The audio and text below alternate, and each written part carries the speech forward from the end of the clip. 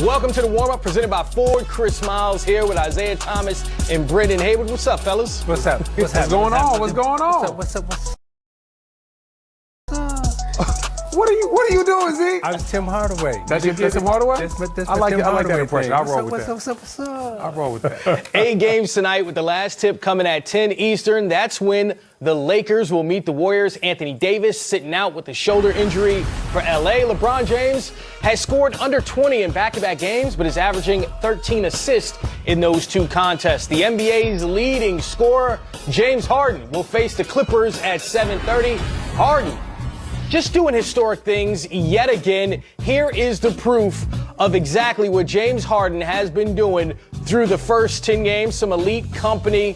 Yeah, the most points through those first 10 games in the last 50 years. Brendan, you told us last week that Harden's percentages were going to go up, and you were absolutely right. In those last 5 games, that's exactly the case. He's a great player. He's too great to be held down. You know, great players, they might go through ups and downs, but they're never going to be cold for too long of a stretch.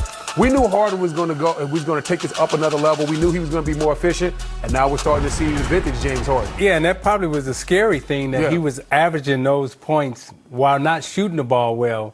And now that he's hot, I mean, who knows what can happen? Well, 4 wins in a row. That's what we're seeing, Zeke. Yeah. You know, as far as the win column, that's really the difference with the Houston Rockets. And it seems like they figured it out with Russell Westbrook. He's taken about 18 shots a game, and there's still 3rd in the league in offensive efficiency. I mean, that's pretty incredible. It is.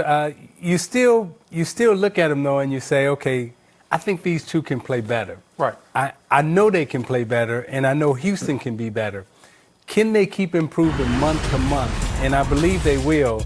And if they do, I mean, we thought they would be scary, but, man, if they keep putting up these kind of numbers, look out. Yeah, I think in the regular season, Houston is definitely going to be one of the better teams in the Western Conference.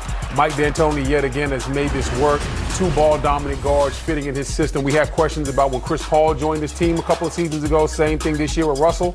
And Mike D'Antoni, every time, has made little concessions that have made the transition seem seamless and smooth. And we're seeing the Houston Rockets play well. Still have questions about them in the playoffs. Got questions. In the playoffs, James got to prove it to me in the playoffs. But in the regular season, I think the Houston Rockets will be a top 3 seed all year long. Yeah, to that point, 2 years ago, when it seemed like Houston was poised to make a playoff run, 7th in the NBA in defensive efficiency so far this season, 20th. So at some point, you hope they figure it out on that end of the court. That ain't going to happen. Not going to happen with this group. You don't think so, man? No. I mean, they're never going to be a defensive juggernaut. I think their offense is always going to be their threat, and that's going to be the thing that has to sustain them.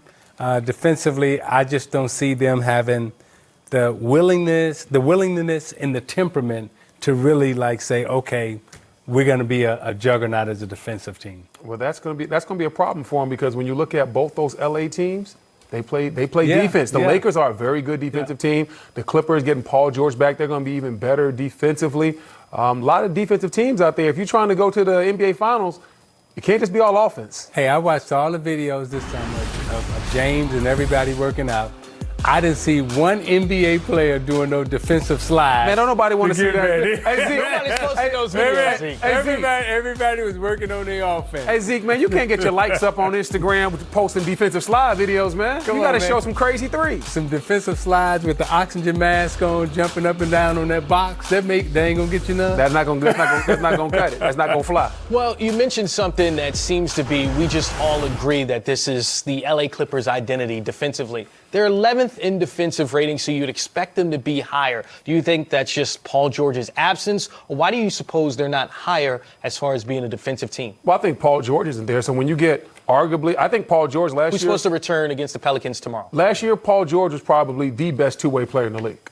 When you look at where he was as far as being on as far as MVP voting and being on All NBA, he's the best 2-way guy we have in the league right now. So when you look at Paul George coming back, they have 2 of the best wing defenders in the league. You still got Patrick Beverley at the point guard spot.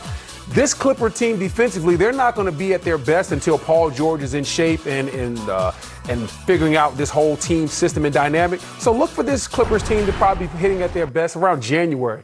Defensively, that's when I'll be looking at them, because I think when they get it all together, they're going to be able to lock down. I agree with you. I mean, when you got Beverly at the point and you got those 2 wings in terms of George and Kawhi, I mean, defensively, I can't think of three better defensive perimeter players on one side of the ball that, you know, Pippen and Jordan were a tandem, but when you talk about, you know, three players, you know, and the triangle in terms of Beverly, Leonard, and George, I don't know if I've seen three better perimeter players on one team that has the potential to shut down the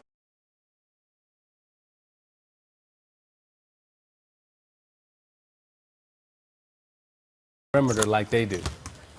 So Doc Rivers, coach of the Clippers, said that Paul George is expected to play on Thursday against the Pelicans. Zeke, what are you expecting from may play against the Pelicans? What are you expecting from him if he does take the court?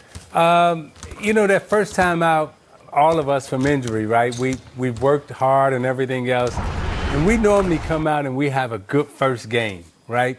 We shoot the ball well, we defend well, everything's cool, and you go back home and you're in a hotel room or whatever, and you're like, oh man, I'm ready. And then the next game, you 1 for 9. Yep. The game after that, you know, you're 2 for 10. So I expect Paul to have a good first game out, but I do expect after that, the next 6 to 7 games, there's going to be some adjustment. I expect his first game, he's going to come out, like you said, Zeke, he's going to be on an adrenaline high. Yeah. He's been waiting to get out there, chomping at the bit. I expect Paul George to have an excellent game.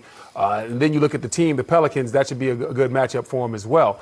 But then, like what you said, you go to your hotel room. The next day, you wake up, you're sore. You haven't played these minutes in a long time. You're sore. You're a little bit achy. The next matchup, you're not feeling quite as well. The adrenaline's not quite as high. So Paul George is going to be a roller coaster ride until he gets in shape and he figures out his role on this team. But don't worry.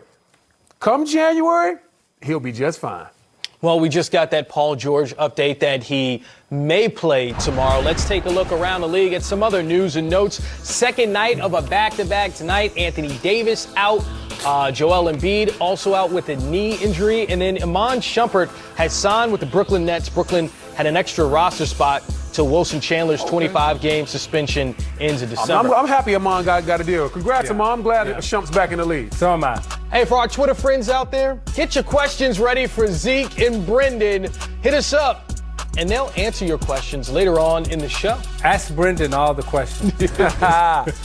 Tobias Harris getting ready to face one of his former teams, the Orlando Magic. That one tips off at 7 o'clock. No Joel Embiid, so imagine an up and play for Tobias. You're watching a warm-up.